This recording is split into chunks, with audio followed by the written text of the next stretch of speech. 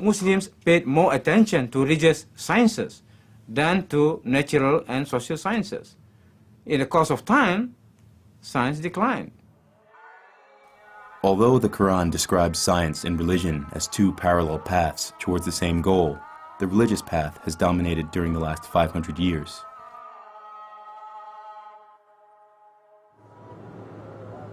In the last few decades, several Muslim countries have acquired great wealth. Agricultural regions turned into megacities within a time span of one generation.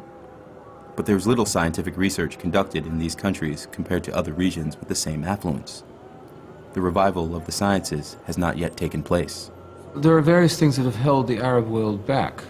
One of them, arguably, is the fact that they're so oil-rich, which means that money flows into the coffers of the ruling elite, whether they have a modern economy or not. Whereas for the Japanese, for example, there are very few natural resources. They had to build a modern economy and an industry and so on, because otherwise they wouldn't have survived in the modern world. Whereas in Kuwait and Saudi Arabia and so on, the elite survives very well just by selling oil. So I think that's one thing that's kept them back. Another thing is that you need to build a modern economy. You do need a kind of bourgeoisie, and with a certain amount of economic freedom. There is clearly pressure from a rising middle class to push governments into more political and economic liberties. And if they succeed in having more open societies, more liberal regimes, they could indeed start catching up in the way that they are in India. Turkey is already an example of this. Indonesia and Malaysia. Malaysia is already quite rich. Indonesia is not doing so badly. So, I mean, it can easily happen. It depends entirely on what happens politically. In the past few decades, modern technology has entered the Muslim world, but it became integrated only for its practical uses, without affecting much of Muslim tradition. However, the demand to reopen the discussion between science and religion has surfaced in the past few years, and not only among intellectuals. The internet is full of discussion groups dealing with what is called Islamic science, the reconciliation of science with the Quran. The discussion often refers back to its roots in the Golden Age, but the old position, that science and religion are two separated paths, has to be reviewed as technology today starts to fulfill what the Prophet had predicted, that we can know God through science. There are debates going on in Muslim societies, and these debates are good because I think in a matter of time, hopefully, some very clear positions will emerge about the relationship between Islam and science.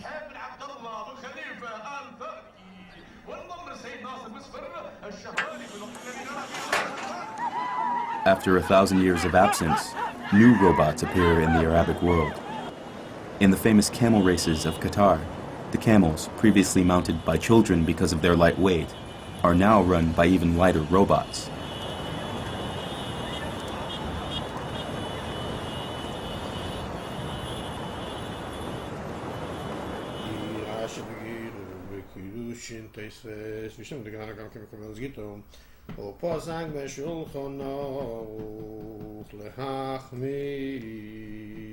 The Jewish community never made a real functioning robot during the Middle Ages, but they did produce a legend about a robot, the Golem, and that story still seems to play an inspirational role in the scientific community of today.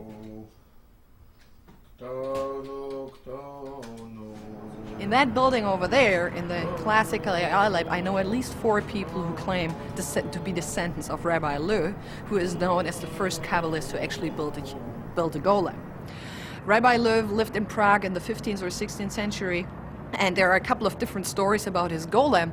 And one story is when the golem died, he put the dead golem in the attic of the Prague synagogue, and he created a sentence to revive the golem at the end of all times.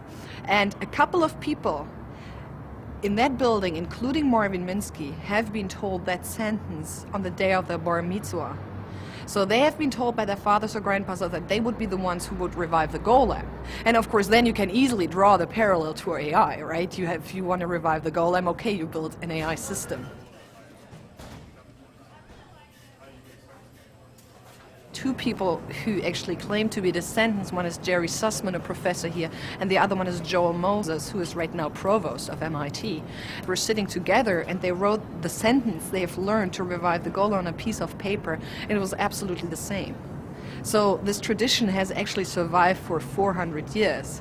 And for me, it's just interesting that this element is so strong in the AI community. Xavier here. I just stopped to say hi. And there's one story where the golem comes to life and has on its forehead the terms Yahweh Elohim Emet, which means God the Lord is truth.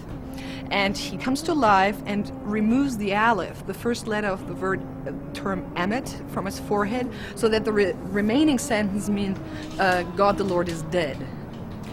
And his builders, of course, are totally horrified and say, what's going on? I mean, how can you say God is dead? And he says, well, we are created in God's image, and we adore God because God was able to build something so fantastic as us. But if you are not able to rebuild yourself, the people will adore you for building that, and not God anymore.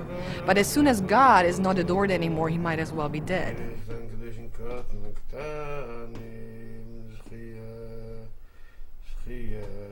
The Orthodox Hasidic community believes that the end of human life on earth is near. At that moment, the new Messiah will come just as all knowledge of God is known, and the world will be filled with the Word of God. The acceleration in technology's advances seems to indicate that this moment is approaching. To speed up the event, Rabbi Yosef Kazan took the initiative to put the Holy Scripts online.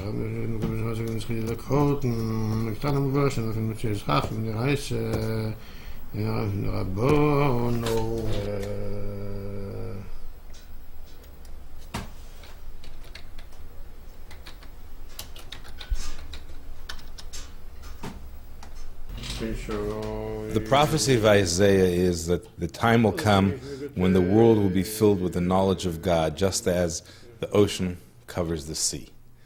And it's a prophecy which was said by Isaiah many, many years ago. We today are able to actually see this happen. Today you have the Iridium satellites, which are bringing the entire world connected into one small unit, where telephone technology, wireless technology is being able to bring everybody together. This is something unheard of and undreamt of in the past. But these were prophecies which we heard of from our sages. And just as we heard those prophecies and we're seeing their fulfillment and they're happening, so will the other prophecies happen where we know that the coming of Mashiach and the coming of the Messiah will happen. Technology is enabling us to actually see this happen.